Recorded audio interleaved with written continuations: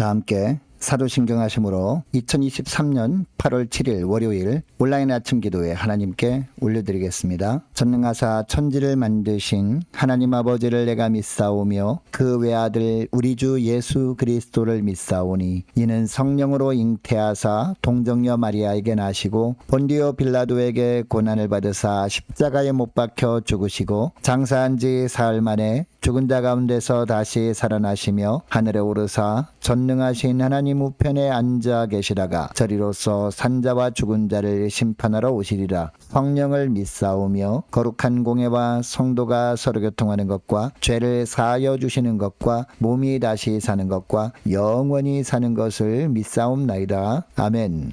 찬송가 276장 찬송하시겠습니다.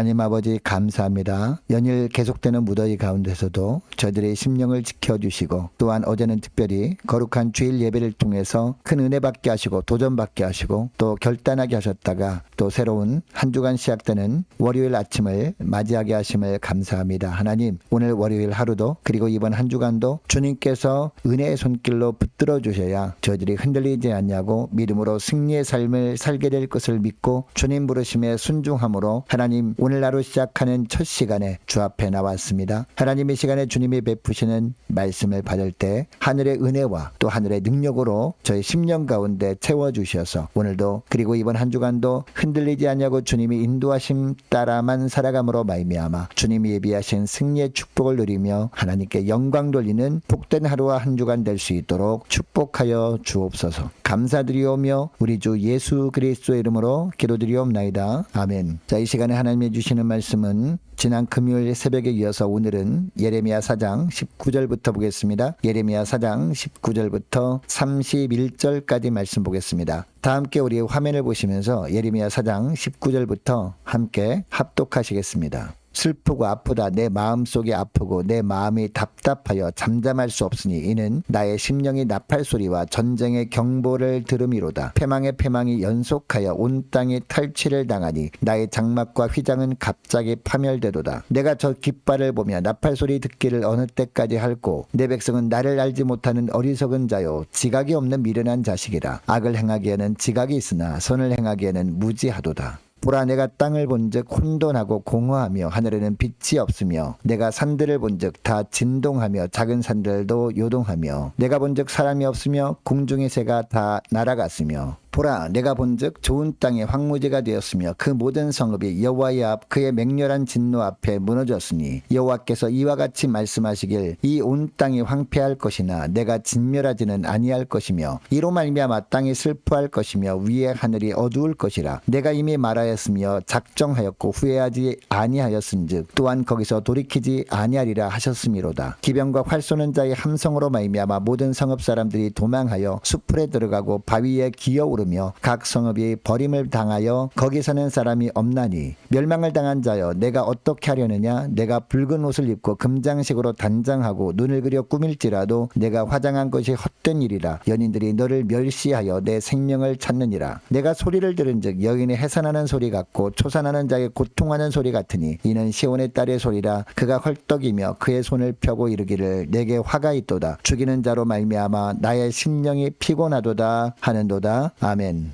여러분 우리는 하나님을 살아계신 하나님으로 고백합니다. 그런데 여러분 살아계신 하나님이라는 의미가 무엇일까요? 우리와 교제를 나누길 원하시는 하나님이라는 뜻입니다. 그러면 우리가 하나님과 교제를 나눈다는 것은 또 어떤 뜻일까요? 주님의 말씀이 내 마음을 불편하게 하는 말씀이라도 피하지 않고 직면하는 겁니다. 그리고 내 마음에 그 말씀을 그대로 담는 겁니다. 뿐만 아니라 그 말씀대로 순종하며 사는 겁니다. 지난 금요일 새벽에 살펴본 14절 말씀을 보면 예루살렘아 내 마음의 악을 씻어버리라. 그리하면 구원을 얻으리라. 내 악한 생각이 내 속에 얼마나 오래 머물겠느냐라고 합니다. 하나님의 간절한 마음이 느껴지는 선지자의 외침인데 예레미야가 이 말씀을 얼마나 절박하게 외쳤을까요? 그렇다면 예레미야의 외침을 들은 유다 백성들은 당연히 이 하나님의 말씀에 순종해서 악을 씻어버려야 했습니다. 그런데 이 말씀을 들은 남유다 백성들은 어떻게 했을까요? 그 악한 길에서 떠났을까요? 오늘 말씀을 보면 여전히 변화하려고 하지 않습니다. 주님의 말씀에 반응을 할 생각도 하지 않습니다. 19절 말씀을 보세요. 이런 남유다를 향한 하나님의 심판의 메시지를 들은 예레미야가 안타까워하면서 외칩니다. 슬프고 아프다. 내 마음속이 아프고 내 마음이 답답하여 잠잠할 수 없으니 이는 나의 심령이 나팔 소리와 전쟁의 경보를 들음이로다라고 합니다. 여러분 예레미야가 이처럼 안타까워하는 이유가 뭘까요? 20절에 보면 패망의 패망이 연속할 것이기 때문이었습니다.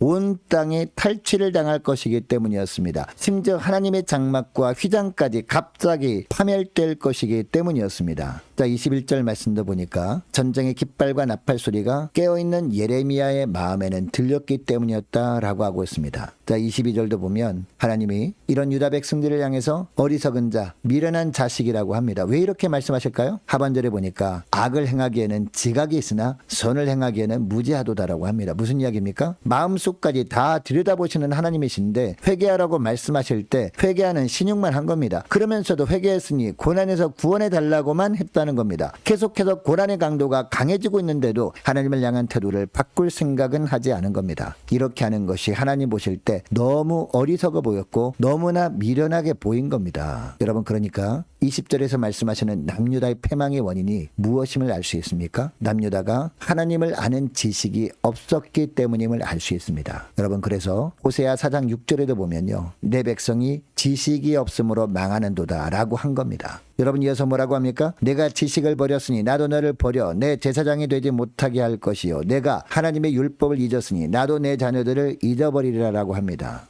여러분 물론 당시 남유다 백성들은 자기 딴에는 하나님을 안다고 주장하였습니다. 그러나 하나님이 보실 때는요. 그들의 상태가 하나님을 못하는 자들이었습니다. 여러분 하나님과 주의 백성들이 어떤 상태에 있을 때 하나님 보시기에 서로 아는 관계라고 할 수 있었을까요? 하나님은 하나님의 백성들을 사랑하시고 주의 백성들은 하나님께 순종할 때 아는 관계라고 하나님께서 인정해 주시는 것이었습니다. 여러분 그런데 하나님 보시기에 남유다 백성들이 어떻게 했다라는 겁니까? 하나님께 사랑만 받고 자기들은 하나님의 말씀에 순종하지는 않은 겁니다. 그러면서도 자기들은 하나님을 잘 섬기고 있다고 착각한 겁니다. 여러분 하나님의 보실 때는 남유다 백성들이 이런 영적인 무지함이 하나님께서 만물을 창조하시기 전에 혼돈의 상태처럼 보이셨습니다. 그래서 23절 말씀해 보니까 보라 내가 땅을 본즉 혼돈하고 공허하며 하늘에는 빛이 없으며 라고 하십니다. 여러분 혼돈은요 엉망진창의 상태입니다. 어떻게 해볼 도리가 없어 보이는 그런 상태를 말합니다. 이런 상태에서 하나님께서 가장 먼저 빛을 창조하셨죠. 그리고 빛과 어둠을 나누시고 그 후로 하나하나 창조하시면서 이 세상을 질서 있는 세상으로 아름답게 만드셨습니다. 그리고 그 세상을 다스리는 일을 맡기시기 위해서 맨 마지막으로 하나님의 형상으로 아담과 하와를 지으신 것이었습니다. 그런데 남유다가 패망할 때의 모습이 바로 하나님께서 세상을 창조하시기 전에 혼돈의 모습과 같다라고 하시는 겁니다. 24절부터 보니까 이 혼돈의 모습이 남유다에 어떻게 나타날지를 자세히 설명하십니다. 여러분 하나님이 세상을 처음 창조하실 때 보시기에 좋았던 모든 것들이 어떻게 될 것을 말씀하십니까? 모든 것들이 뽑히고 파괴되고 파멸하며 무너지고 말 것을 말씀하십니다. 여러분 24절부터의 내용을 보면요. 예레미야가 최후 심판의 모습을 미리 보고 기록한 것처럼 보입니다. 그러나 한 줄기 소망의 빛이 비칩니다. 27절 말씀 보시기 바랍니다. 여호와께서 이와 같이 말씀하시길 이 온 땅이 황폐할 것이나 내가 진멸하지는 아니할 것이며 라고 합니다. 여러분 진멸은요 완전히 다 없애버리는 것인데 이 진멸을 원어로 보면 헤렘이라는 단어입니다. 그런데 27절 말씀을 보니까 하나님께서 땅을 황폐하게 하기는 하겠지만 진멸하지는 않을 것이라고 하십니다.